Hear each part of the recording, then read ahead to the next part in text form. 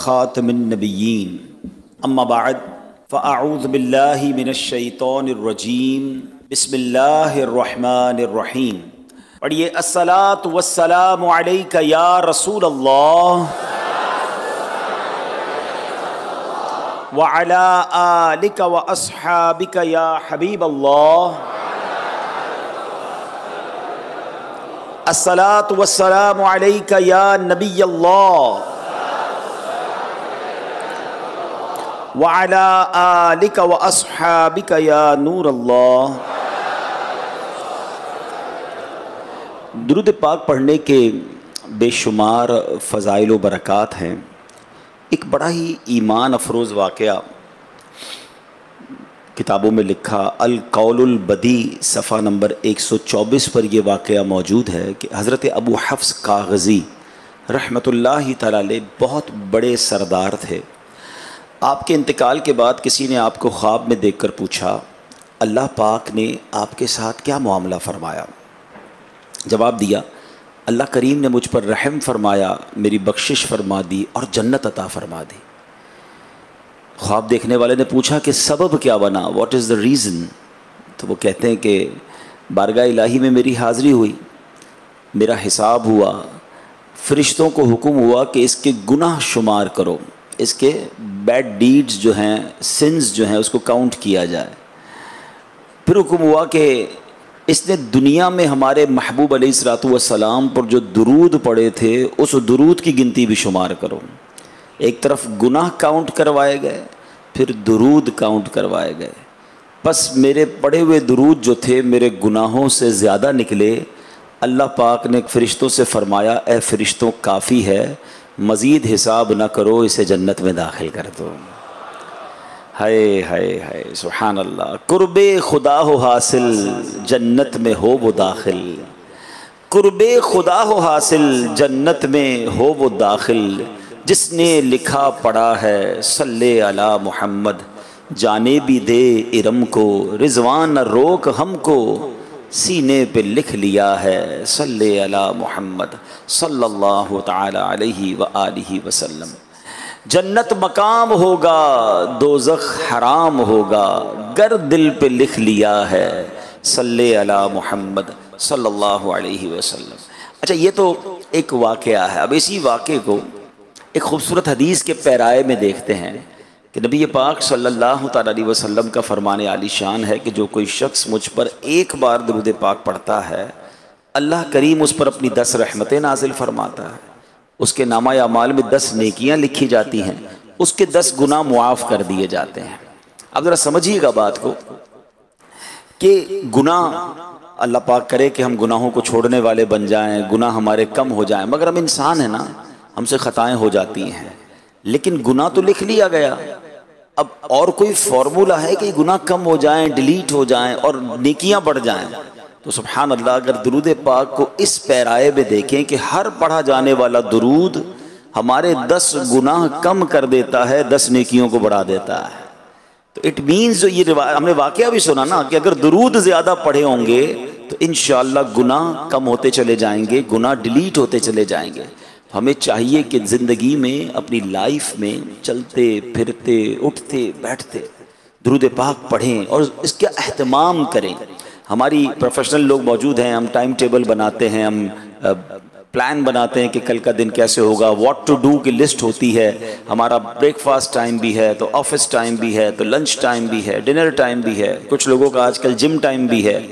لیکن اس پورے دن میں درود ٹائم کہاں ہے؟ اس پورے دن میں تلاوت ٹائم کہاں ہے؟ یہ یاد رکھیے کہ شیڈول میں شامل ہوگا نا تو پھر ہوگا، ورنہ ہم اس کو اوکیشنلی لے لیں گے. کبھی بیان سنا، جذبہ بڑھا تو 200 بار درود پاک پڑھ لی، بھائی جوش بہت آیا تو 500 بار پڑھ لی ہے، اگلے دن ایک بار بھی نہیں پڑھا. نہیں، ہمیں اس کو اپنی روٹین میں شامل کرنا ہے، اور ہم جس چیز کو پریورٹی دیتے ہیں نا وہ شامل ہو بھی جاتی ہے. فار ایگزامپل ہم میں سے کسی شخص کو اللہ نہ کرے کوئی پرابلم ہو جائے، ڈاکٹر کے پاس جائے اور ڈاکٹر کہے کہ اب آپ نے 3 ٹائم دوائی کھانی ہے. پہلے نہیں تھی زندگی میں، مگر اب امپورٹنس ہے کہ ہاں صحت درکار ہے تو اب 3 ٹائم دوائی کھانے کا ہم اہتمام کرتے ہیں. ہم ڈاکٹر کے سامنے یہ نہیں کہتے انشاءاللہ ڈاکٹر صاحب دوائی کھاؤں گا اور اس کے بعد کچھ بھی نہیں کرتے. انشاءاللہ کہنا بہت اچھی بات ہے، مگر میڈیکل اسٹور جاتے ہیں سیدھا. اور جا کے دوائی لیتے ہیں. اچھا دوائی لینے کے بعد بھی گھر والوں کو بتاتے ہیں کہ ناشتے کے بعد یہ دینی ہے. آفس پہ اگر اسٹاف ہے تو اس کو بتاتے ہیں بھائی لنچ کے ساتھ یہ دوائی مجھے لینی ہے. اپنے ساتھ ڈبی ساتھ رکھتے ہیں, بلکہ بعض لوگ تو 2 رکھتے ہیں کہ ایک گھر پہ ایک آفس پہ, تاکہ مس نہ ہو جائے دوائی. اور تھوڑے دنوں کے بعد وہ ہماری لائف کا ایک پراپر حصہ بن جاتا ہے. مس نہیں ہوتی دوائی. کیوں نہیں ہوتی بھائی؟ درود مس ہو جاتا ہے, دوائی مس کیوں نہیں ہوتی؟ اٹ مینس میری دوائی میرے لیے پریورٹی ہے. انفارچونیٹلی درود کو پریورٹی نہیں تھی. بالکل اسی طرح نماز ہے. اچھا میں ایک اور مزے کی بات آپ کو بتاؤں. وچ ایور تھنگ, زندگی میں کسی بھی چیز کو آپ نے پریورٹی دے کر اپنی لائف کا حصہ بنا لیا نا, پھر اس کو کرنے میں پرابلم نہیں ہوتی, بلکہ نہ کرے تو پرابلم ہوتی ہے. ہاں مثال دیتا ہوں, جو پکے نمازی ہے نا, ماشاءاللہ مجھے امید ہے, اس نے ظن ہے میرا آپ سارے ہی پکے نمازی ہوں گے, مگر جو بھی پکا نمازی ہے نا, اب اس کو نماز پڑھنے کے لیے ایفرٹ نہیں کرنی پڑتی. اس کا لاشعور اس کو بیک گراؤنڈ سے باقاعدہ ایک ریمائنڈر کال آتی ہے. مثال کے طور پہ اگر ابھی تک کسی نے ظہر نہیں پڑھی ہوگی نا, ہم میں سے جو پکا نمازی ہے, اس کو ہر تھوڑی دیر بعد اس کو ایک ریکال آئے گی اندر سے, اس کا دماغ اس کو کال دیتا, بھائی نماز پڑھنی ہے, نماز پڑھنی ہے, نماز پڑھنی. عشاء نہ پڑھی ہو اور تھوڑی لیٹ ہو گئی ہو, پکا نمازی ہوگا نا, اس کو یاد نہیں کرنا پڑے گا, اس کی باڈی ریئیکٹ کرنا شروع کر دے گی اتنی نماز باقی ہے. سبحان اللہ. اٹ مینز لائف کا حصہ بنا دیا, اب وہ روٹین کا پراپر پارٹ ہو جاتا ہے لائف کا. بالکل ایسے ہی اگر آپ نماز کو, درود پاک کو, اپنی چیزوں کو, ان عبادتوں کو اپنی لائف کا پارٹ بنا لیں, پھر انشاءاللہ آپ کو ایفرٹ نہیں کرنی ہوگی, یہ نارمل طریقے سے ہوتا چلا جائے گا, اور انشاءاللہ ثواب کا میٹر جو ہے وہ جاری ہو جائے گا. اللہ مجھے بھی آپ کو بھی کثرت سے درود پاک پڑھنے کی توفیق عطا فرمائے. آئیے مل کر محبت کے ساتھ با-آواز بلند درود پاک پڑھ لیں. صلو علی الحبیب صلی اللہ تعالی علی محمد صلی اللہ علیہ وسلم. بخاری شریف کی حدیث ہے. سبحان اللہ. یعنی اس ایک واقعے سے سرکار دو عالم علیہ الصلوۃ والسلام کی اتھارٹی, نبی پاک کے اختیار, اور جب جب یہ واقعہ سنا, شاید سینکڑوں بار میں نے بیان کیا, سنا, آپ نے بھی شاید بیسیوں سینکڑوں بار سنا ہوگا, مگر جب سنتے ہیں نا, کہتے ہیں نا طبیعت ہری بھری ہو جاتی ہے. مدینہ منورہ میں بارش نہیں ہو رہی تھی. اچھا پہلے یہ امیجن کر لیجئے گا یا انڈرسٹینڈ کر لیجئے گا کہ یہ واقعہ پورا بخاری شریف میں موجود ہے. ٹھیک ہے, میں اس کی سمری بیان کر رہا ہوں. مدینہ پاک میں بارش نہیں ہو رہی تھی اور کئی ماہ گزر گئے تھے. تو نبی پاک علیہ الصلوۃ والسلام جمعے کا خطبہ دے رہے ہیں. ایک صحابی کھڑے ہو گئے, کہتے ہیں یا رسول اللہ صلی اللہ تعالی علیہ وسلم, بارش نہیں ہو رہی ہے, ہمارے مویشی بھی پیاسے ہیں, ہمارے کھیت بھی سوکھ گئے ہیں, یا رسول اللہ اناج بھی نہیں ہے, کرم فرمائیے, دعا کیجئے بارش ہو جائے. سرکار دو عالم علیہ الصلوۃ والسلام نے ہاتھ اٹھائے اور اللہ کی بارگاہ میں دعا کرنا شروع کی. اچھا راوی کہتے ہیں, جو حدیث کے راوی ہیں, کہ اس وقت مدینہ پاک میں ایک بھی بادل کا ٹکڑا نہیں تھا, بالکل کلین اسکائی. یعنی آج کے لفظوں میں کہیں کہ فور کاسٹ میں بھی بارش نہیں تھی, بالکل کلین اسکائی ہے. مگر نبی پاک نے دعا فرمائی. ایسا نہیں ہوا کہ دعا کے 2 گھنٹے 4 گھنٹے بعد بارش ہوئی. ڈیورنگ دیٹ دعا بڑے بڑے بادل آنا شروع ہوئے. راوی کہتے پہاڑ جیسے بادل آنا شروع ہوئے. ابھی پیارے آقا ممبر سے اترے نہیں کہ موسلا دھار بارش شروع ہو گئی. اچھا اتنی بارش ہوئی کہ نبی پاک جب ممبر سے اتر کر نماز کے لیے تشریف لائے نا, تو آپ علیہ الصلوۃ والسلام کی داڑھی مبارک سے بھی بارش کی قطرے ٹپک رہے تھے. یعنی اتنی بارش. اچھا جمعے کی نماز تو ہو گئی, مگر بارش نہ رکی. پورا دن بارش, سیٹرڈے بارش, سنڈے بارش, منڈے بارش, ٹیوزڈے, وینسڈے, تھرسڈے, اگلا فرائیڈے دوبارہ جمعہ آ گیا, بارش رکنے کا نام نہ لے. راوی کہتے پیارے آقا پھر جمعہ پڑھانے کھڑے ہوئے, شاید وہی صحابی یا کوئی اور صحابی کھڑے ہو گئے. کہتے حضور کرم کیجئے, بارش رکوائیے, ہمارے گھر ڈوبنے لگ گئے, ہمارے کھیتوں میں پانی بھر گیا, یا رسول اللہ کرم فرمائیے. اب ذرا میں رک جاتا ہوں, ٹھیک ہے. اب ایک سوال کریٹ کرنا چاہتا ہوں. بارش برسانے والی ذات تو رب کی ذات ہے نا, اور وہ سارے صحابہ تھے جو جمعہ پڑھنے آئے تھے, مسلمان تھے جبھی تو جمعہ پڑھنے آئے تھے, نبی پاک کے ساتھی تھے, وہ اللہ کی بارگاہ میں دعا کر لیتے. Try to understand صحابہ کا عقیدہ اور بلیف کیا تھا. اگین دس از حدیث فرام بخاری شریف. صحابہ کرام کا یہ عقیدہ تھا, یہ ان کا بلیف تھا کہ جو چاہیے وہ پیارے آقا سے مانگو, یہ رب سے دلا دیتے ہیں. واہ کیا جود و کرم ہے شہ بطحا تیرا, نہیں سنتا ہی نہیں مانگنے والا تیرا. بھائی بارش برسانی ہے تو بھی نبی پاک سے عرض کر رہے ہیں, رکوانی ہے تو بھی عرض کر رہے ہیں, مگر اب نبی پاک کا کمال دیکھیں. پیارے آقا ہاتھ اٹھا کر دعا فرما سکتے تھے کہ یا اللہ بارش کو روک دے, نہیں. اللہ کے نبی علیہ الصلوۃ والسلام نے اپنی انگلی کا اشارہ فرمایا. حدیث کے الفاظ ہے پورے مدینے پہ بارش برس رہی ہے, کلاؤڈی ویدر ہے, اور نبی پاک اپنے ہاتھ سے اشارے سے فرما رہے ہیں اللہم حوالینا ولا علینا، اے اللہ ہم پر بارش نہ برسے، ہمارے اطراف میں برستی رہے۔ اب اس کی وجہ کیا تھی؟ مثال کے طور پہ شہر کراچی میں بارش زیادہ پڑ جاتی ہے، روڈیں بھر جاتی ہیں، لوگوں کو تکلیف ہوتی ہے، مگر ہمارے اطراف میں جو کھیت ہیں اور جو بڑے بڑے میدان ہیں، اگر ان میں بارش برستی ہے تو ہمارے نیچے بورنگ کے پانی بھر جاتے ہیں، کئی کنویں بھر جاتے ہیں، بہت سارے دیگر فوائد ہوتے ہیں، نہروں میں پانی آ جاتا ہے، بہت سارے ایزی کام ہو جاتے ہیں، لیکن شہر میں ڈیفیکلٹ ہو جاتا ہے۔ تو نبی پاک کی اتھارٹی دیکھیں، اللہ کے حبیب عرض کرتے ہیں اللہم حوالینا ولا علینا، راوی کہتے ہیں جدھر جدھر ہاتھ کا اشارہ فرماتے گئے بادل کٹتا گیا، بادل دور ہوتا گیا، مدینہ پیالے کی طرح ہو گیا، مدینہ منورہ کے اوپر آسمان کلین ہے، اور مدینے کے باہر سے جو لوگ آتے بتاتے باہر ابھی بھی بارش ہو رہی ہے۔ اور سبحان اللہ، تو نبی پاک علیہ الصلوۃ والسلام کی اتھارٹی، اللہ کے حبیب علیہ الصلوۃ والسلام کو رب نے کیسا اختیار دیا کہ زمین پر تو اختیار تھا، میرے آقا اشارہ فرمائیں تو بادل کٹ جاتا ہے، بارش برس جاتی ہے، سورج پلٹ آتا ہے، چاند دو ٹکڑے ہو جاتے ہیں۔ سبحان اللہ، میرے آقا علیہ السلام ایسا معجزہ دکھائیں اور اعلیٰ حضرت کا قلم خاموش رہ جائے، یہ ہو نہیں سکتا۔ بریلی کے تاجدار تو کمال پتہ ہے کیا کرتے ہیں؟ اعلیٰ حضرت سے بہت ساری وجوہات کی وجہ سے پیار ہے، مگر آپ ایک اور کمال پتہ ہے کیا کرتے ہیں؟ نبی پاک کی شان بیان کرتے ہیں اور ساتھ ساتھ اپنی ریکویسٹ بھی لگا دیتے ہیں۔ ہاں، یہ بڑا خوبصورت انداز ہے، سخی کے بچوں کی خیر ہو میری جھولی بھی بھر دو۔ بھکاری بھی یہی کرتا ہے نا، پہلے ہماری دعا دیتا ہے، آخر میں اپنی ریکویسٹ بھی لگاتا ہے۔ اعلیٰ حضرت کا آپ ہمیشہ دیکھیں، چمک تجھ سے پاتے ہیں سب پانے والے، آقا آپ کی شان ایسی ہے کہ سب چمک پا رہے ہیں۔ آگے کیا کہا؟ میرا دل بھی چمکا دے چمکانے والے۔ سبحان اللہ، what a beautiful way to request in the court of رسول پاک علیہ السلام۔ اب یہاں کیا کہا اعلیٰ حضرت نے؟ کہتے ہیں آقا جن کو سوئے آسماں پھیلا کے جل تھل بھر دیے۔ یا رسول اللہ آپ کے ہاتھ تو وہ ہیں جب آپ آسمانوں کی طرف اٹھائیں تو جل تھل بھر دیتے ہیں، آپ کی دعا قبول ہوتی ہے، بارش برس جاتی ہے۔ جن کو سوئے آسمان پھیلا کے جل تھل بھر دیے، صدقہ ان ہاتھوں کا پیارے ہم کو بھی درکار ہے۔ حضور ان ہاتھوں سے ہمیں بھی کچھ خیرات دے دیجئے، ان ہاتھوں سے ہم پر بھی نگاہ عنایت فرمائیے۔ سبحان اللہ، اللہ سیدی اعلیٰ حضرت کے عشق رسول کے صدقے ہمیں بھی عشق رسول کی خیرات عطا فرمائے۔ آج میں انشاءاللہ ایک واقعہ بیان کرتا ہوں، اور یہ واقعہ قرآن مجید فرقان حمید میں ہے۔ اچھا، اس واقعے کو بیان کرنے کی میری دو نیتیں ہیں۔ ایک نیت تو یہ ہے کہ اس سے یہ ریئلائزیشن ہو کہ قرآن مجید فرقان حمید میں کیا کچھ موجود ہے ہمارے لیے۔ انفارچونیٹلی ہمیں بہت ساری نالج ہوتی ہے، مگر رب کے کلام میں ہمارے لیے کیا کیا موجود ہے اور کیسے کیسے ہسٹوریکل واقعات ہیں۔ یہ واقعات کیوں بیان کیے گئے؟ آپ کیا کرتے ہیں؟ آپ ریسرچ کیوں پڑھتے ہیں؟ آپ بڑی بڑی کتابیں اس لیے پڑھتے ہیں کہ جن لوگوں نے پہلے کسی چیز پہ ریسرچ کر لی، اب اس ریسرچ سے ہم فائدہ اٹھائیں۔ ان کی کچھ ریسرچ کے فیلئر ہوتے ہیں، آپ کہتے ہیں یہ کام انہوں نے کیا، نقصان ہوا، ہم نے نہیں کرنا۔ عقل مند آدمی وہی ہوتا ہے جو پچھلوں کے تجربات سے فائدہ اٹھاتا ہے۔ آپ کی انگریزی میں بڑا پیارا ایک مقولہ ہے، "Do not try to invent wheel again"، دوبارہ جو ہے وہ پہیہ ایجاد کرنے کی کوشش مت کرو، وہ ایجاد ہو گیا، پہیے سے کچھ بنانا شروع کرو۔ اب کسی نے کچھ کر لیا اور اس نے لاس کر لیا تو تم تو مت کرو نا۔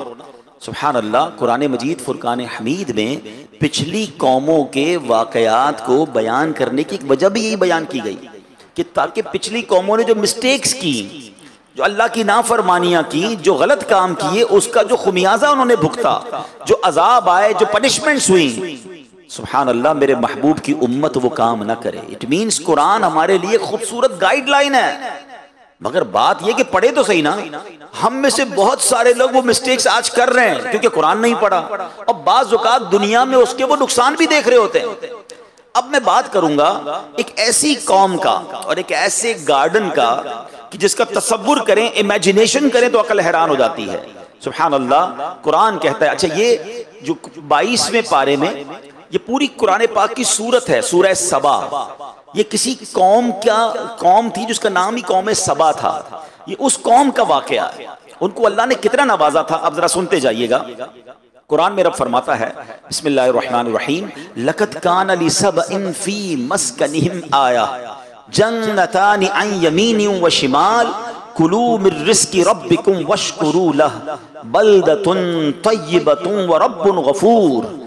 ترجمہ کنز العرفان، بے شک قوم سبا کے لیے ان کی آبادی میں نشانی تھی، دو باغ تھے، ایک دائیں طرف دوسرا بائیں طرف، اپنے رب کا رزق کھاؤ اور اس کا شکر ادا کرو، پاکیزہ شہر ہے اور بخشنے والا رب۔ اللہ اکبر، یہ کیسی قوم تھی؟ اللہ کریم نے، یاد رہے، سبا عرب کے علاقے یمن کی حدود میں واقع ایک قبیلے کا نام تھا، یہ ٹرائب کا نام تھا، اور یہ قبیلہ اپنے دادا سبا بن یشجب بن یعرب بن قحطان کے نام سے مشہور تھا۔ یہ ایک پرسنالٹی کا نام تھا، پھر ایک قبیلے کا نام پڑ گیا، اور سبحان اللہ اب قرآن میں سورہ سبا موجود ہے۔ حضرت عبداللہ ابن عباس رضی اللہ تعالیٰ عنہ فرماتے ہیں کہ رسول اللہ صلی اللہ علیہ وسلم سے سوال کیا گیا کہ سبا کسی مرد کا نام ہے، عورت کا، یا کسی سرزمین کا نام ہے؟ سرکار دو عالم صلی اللہ علیہ وسلم نے فرمایا کہ سبا ایک مرد تھا، اس کے 10 بیٹے تھے، ان میں سے 6 یمن میں آباد ہو گئے، 4 شام میں سیریا میں چلے گئے۔ اب آیت کا خلاصہ کیا ہے؟ یمن کے حدود میں جب یہ لوگ آباد تھے، اللہ پاک کی وحدانیت اور قدرت پر دلالت کرنے والی ایک نشانی یہ تھی کہ ان کے باغ میں، ان کے شہر مارب کے دونوں طرف کثیر باغات تھے، ان باغات میں پھلوں کی کثرت تھی۔ ان لوگوں تک انبیاء کرام کے ذریعے یہ کہا گیا اپنے رب کا رزق کھاؤ، انجوائے کرو اپنی لائف کو، مگر اللہ کی عبادت کرو، اللہ کا شکر بجا لاؤ۔ تمہارا شہر پاکیزہ ہے، جس میں لطیف آب و ہوا ہے، صاف ستھری سرزمین ہے۔ آپ کو پتہ وہ کتنی پیور ایئر تھی؟ میں بھی پچھلے دنوں نیوزی لینڈ گیا، میرے لیے بڑی شاکنگ بات تھی۔ یہ ضرور پتا تھا کہ وہاں کی آب و ہوا بڑی اچھی ہے، مگر مجھے بتایا گیا کہ نیوزی لینڈ کی ہوا جو ہے، یا فجی کی جو ہوا ہے، وہ باقاعدہ کینز میں پیک کر کے کئی ملکوں کو ایکسپورٹ کی جاتی ہے۔ میں سمجھا میرے ساتھ کچھ مذاق کر رہے ہیں لوگ، کہہ رہے ہیں نہیں عبدالحبیب بھائی ایسا ہی ہے، چائنا میں آپ دیکھیں کہ یہ باقاعدہ جو $1 میں $2 میں نیوزی لینڈ کی ہوا ملتی ہے، لوگ اس کو اسمیل کرتے ہیں۔ مجھے پھر بھی یقین نہیں ہے، پھر میں نے انٹرنیٹ پر سرچ کیا تو واقعی ایسا تھا کہ آج بھی پیور ایئر کی اتنی ویلیو دنیا میں ہے کہ کئی لوگوں کو یہ کریز ہوتا ہے کہ ہم صاف ستھری ہوا لیں، اور میں نے وہاں دیکھا لوگ بڑی لانگ لائف جیتے ہیں، ہوا بڑی اچھی ہوتی ہے، صحت مند رہتے ہیں۔ مگر قرآن کہتا ہے سبا کے لوگوں کے پاس جو شہر تھا نا، اس شہر کی ہوا ایسی تھی جس میں کوئی مچھر ہی نہیں تھا، کوئی مکھی نہیں تھی، کوئی کھٹمل نہیں تھا، سانپ بچھو کوئی نہیں تھا، بلکہ پاکیزگی کا عالم یہ ہوتا کہ کوئی دوسرے شہر کا آدمی اس شہر سے صرف گو تھرو کر لیتا، گزر جاتا، تو اگر اس کے جسم پر کوئی جوئیں یا کیڑے ہوتے وہ بھی مر جاتے تھے۔ اتنی پیور ایئر اللہ نے دی۔ اللہ اکبر، فرمایا اب اس نعمت پر اللہ نے ایسی آب و ہوا، اتنے زبردست باغات کا عالم یہ تھا، کوئی شخص اپنے سر پہ ٹوکرا اٹھا کر ان باغ سے گزرتا تھا تو خود ہی باغ سے پھل گر کر اس کے ٹوکرے میں بھر جاتے تھے۔ اتنے شاندار پھل، ایسی آب و ہوا، انہیں بار بار پیغام دیا گیا کہ اب اللہ کا شکر ادا کرو، اللہ کی نعمتیں اتنی شاندار ملی ہیں، عاجزی اختیار کرو، شکر گزار بن جاؤ۔ مگر ان لوگوں نے کیا کیا؟ ان لوگوں نے، قرآن کہتا ہے تو انہوں نے منہ پھیرا تو ہم نے ان پر زور کا سیلاب بھیجا، ان کے باغوں کے عوض 2 باغ انہیں بدل دیے، جو کڑوے پھل والے اور جھاؤ والے اور کچھ تھوڑی سی بیریوں والے تھے۔ اب ہوا کیا، ذرا تفصیل سے سنیے گا کہ اللہ پاک نے ان کے پاس انبیاء بھیجے، ہر نبی کا انکار کرتے رہے، ہر نبی کو اوائڈ کرتے رہے، اور اس کے معاذ اللہ بات کو ٹھکراتے رہے، یکے بعد دیگرے 13 نبی بھیجے گئے قوم سبا کو سدھارنے کے لیے، اللہ کی طرف بلانے کے لیے، انہیں الارم کرنے کے لیے 13 انبیاء گئے، ان کو حق کی دعوتیں دیں، نعمتوں کی قدر یاد دلائی۔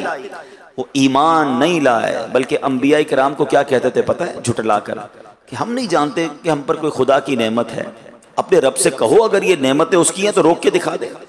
معاذ اللہ وہ یہ سمجھنے لگے کہ یہ تو ہمارا حق ہے، یہ ہمارا ملک ہے، ہماری سٹی ہے، یہ ڈیولپمنٹ ہم نے کی ہے، اگر اللہ کا ہے تو اللہ سے کہو روک کے بتا دے۔ وہ انکار کرتے تھے، وہ غرور کرتے تھے، وہ تکبر کرتے تھے۔ اللہ اکبر۔ اب کیا ہوا میرے پیارے اسلامی بھائیوں؟ اب اللہ پاک نے ان کے اس انکار کا، ان کے غرور کا، اس گھمنڈ کا کیا ان پر عذاب آیا؟ اب ذرا غور سے سنیے گا۔ جب ان لوگوں نے بہت زیادہ انکار کیا نا، تو اللہ کریم نے ان کے پاس حماد، اور ان کی قوم یہ حماد قوم کہلاتی تھی، ان کا طغیان بڑھ گیا، عصیان بڑھ گیا، تو اللہ پاک نے سیلاب بھیجا، ایسا سیلاب آیا کہ ان کے باغ، ان کے اموال، ان کے باغات سب کچھ اس میں غرق ہو گئے، پوری بستی ریت کے تودوں میں دفن ہو گئی۔ اس طرح یہ قوم تباہ و برباد ہو گئی، اور ان کے باغ پوری دنیا میں ایگزامپل تھے، لوگ اس کی سیر کرنے آتے تھے۔ اس سیلاب کے بعد وہ ضرب المثل ایگزامپل بن گئے، یعنی ان کے باغ کی جگہ جنگلی بیریاں اگائیں، جھاؤ اگائے، خوفناک جنگ